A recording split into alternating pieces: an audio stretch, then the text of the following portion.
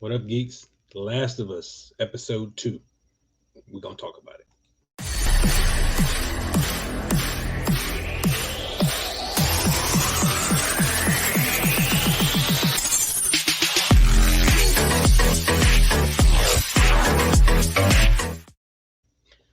The Last of Us, episode 2 has just dropped, and we're getting into the meat and potatoes about the background of the virus in this episode. So it's very infectious, and how it spreads is just everything is pretty much going to be talked about. So make sure that you hit that subscribe button, the like button, so you can be subscribed and set up for all of the stuff that we're going to talk about today. Um, Basically, they do a flashback to Jakarta, Indonesia, and it's around September 2003. And this is where we talked about in the first episode, where they mentioned that they were having the whole conference and talking about what could happen. So this happened in Jakarta. This is where it first started.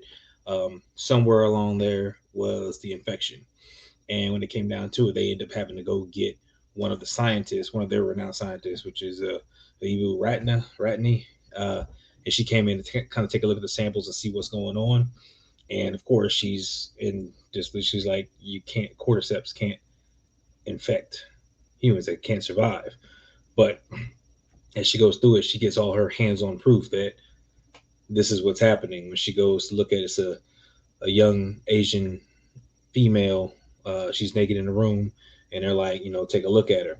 So obviously, she has a gunshot wound in her forehead, and there's a wound on her leg where there's the bite.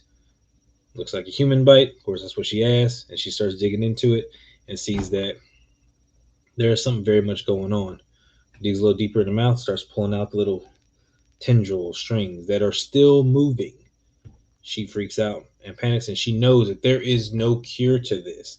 There is no vaccine. There is nothing going on. And her first suggestion out of everything, like her real serious suggestion, is to just bomb the hell out of everything. And she's like, including her and her family. She wants to go home and be with her family because they need to bomb everything. There is nothing they can do to stop this. And after that, we cut to where we have, our trio. We got Joel, Ellie, and Tess getting ready to travel through Boston and kind of get going. You see remnants of bombs. So let you know that bombing did happen at some point in time. How far after the suggestion of the bombing, we don't know, but bombing happened everywhere. And this is in Boston. So definitely, stuff was hitting Jakarta, but it had already started to spread. So whoever did the initial bite, of course, was out spreading more. And that's how it kept going, because this one person who was bitten was contained. So um, going through all this, we're just trying to figure out, okay, how they're going to get through Boston and what's the plan for Ellie, because they find out that she is infected, so to speak. She reads infected, but she's not infected, as in her body's not reacting to the infection. It's immune to it, is blocking it, whatever the case may be. And again, if you play the games and stuff, then you know kind of what's going on with her. But as far as everything going forward, when we talk about the TV show, we're going to more or less talk about the TV show, because they're going to put their own spin on things, however they see fit, to make it stand out. But they have already shown that they're going to keep very much with the image of the game and how the game progressed, and that's kind of where we're going. So they end up having to take the long way around to kind of find out what's going on, and when they realize that that is a no-go, then they got to take the short way, which I guess is what's through the museum. As they make their way through the museum, this is where we get our first real taste. Like, we see them down there on the ground when they're kind of checking and surveying the land, but this is where we get our first real up close and personal fight with the infected, little clickers and stuff. So as we get into the museum, we start to see how everything's kind of going. They're scrapping, they're trying to figure it out and get through. And of course, throughout the course of this battle and stuff, it's a lot of breaking, it's a lot of gunfire, and they do really good with the sounds. They actually brought back the same people, and forgive me, I don't have the names of it, but the same people who did the voice animations and stuff for the creatures in the game. They use them to create the same sounds and stuff for the affected and everything. So I thought that was really cool of them to do. They brought them back, then they added a little something. There's a little synopsis and video. I'll try and put that down in the description when I get a chance. But they definitely, are again, bringing on some of the originals and stuff to keep that going. So it's a plus. With that, they get through the entire battle, and it's set up very well for Tessa's arc. And again, this is Tess trying to figure out what the girl is for. Is she really? Does she really have hope to get through this? Because Joel is kind of the negative Nancy of the group. He's like, "Nah, it's over. We got to do it." And she's like, "No, we got to push through. We got to figure it out." She may be reading infected, but she's okay. This could be something. We got to figure. Marlene wanted to get her there. She tested her. Like, there's a reason for this. This could give us hope. So Tess is really on that kick. Like, we got to do this because there's a chance for things to be normal, for things to be better, something, and she wants to do it. So after we get through the whole fight and stuff, she's even more and more adamant about this is what we got to do, because they end up taking down two in that process. But it's like she's like fired up, like we got to get through this. There is something going on with this girl. We got to get through this. In the process, when Ellie discovers, like, hey, no, she's infected, and Ellie would know. I mean, they kept doing the tests and stuff on all that kind of stuff, and we couldn't find out during the whole thing with the museum.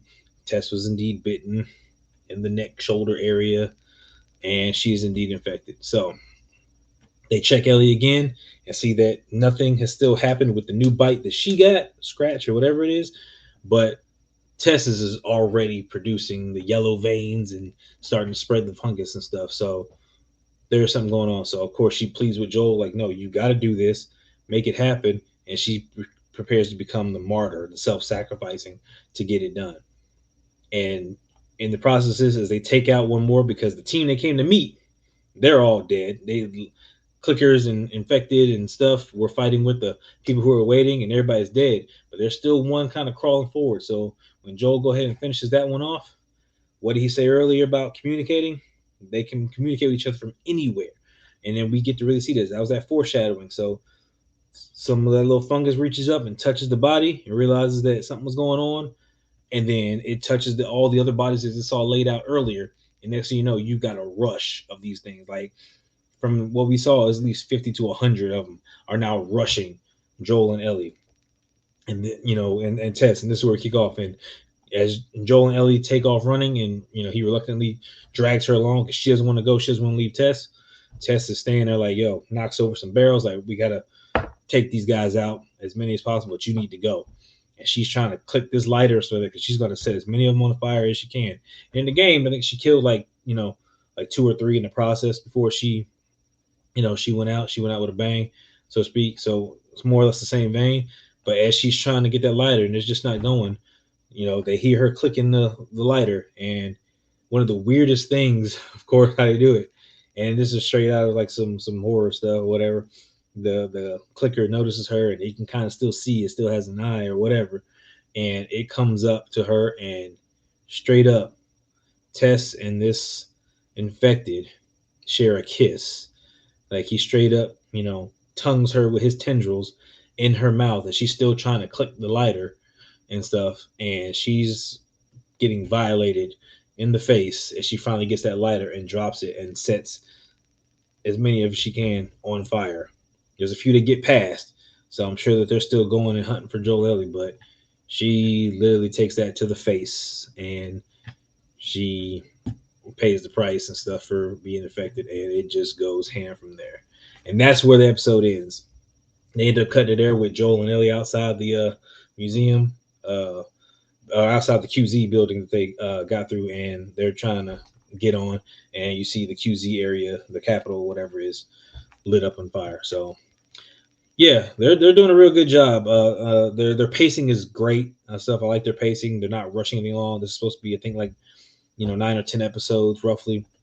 The episodes are about an hour long each, and they got the nice little highlights at the end explaining some stuff about the show and how they did the scenes. But again, their pacing is really well. They're staying on track with the game still. The performances are great. Again, Pedro Pascal, freaking, I love him as an actor. He's been doing freaking really good.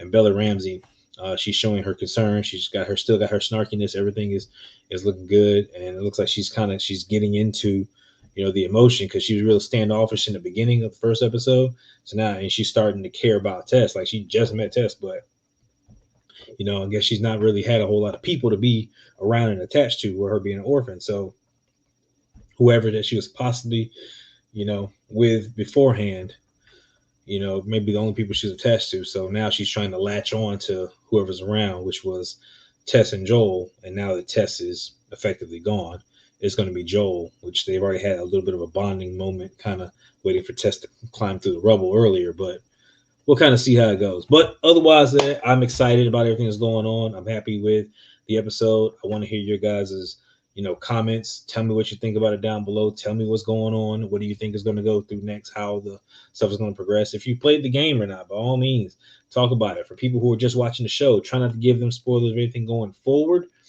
but talk about what's going on right now. And I think it'll definitely be, you know, great to kind of speculate what we think or what could possibly happen or any other directions that they want to take. So by all means, please hit that subscribe button and make sure you're tuned in here.